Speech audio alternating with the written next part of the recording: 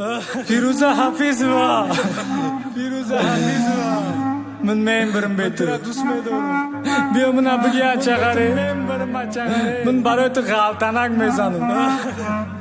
من امسی کیو من امسی تو کیلو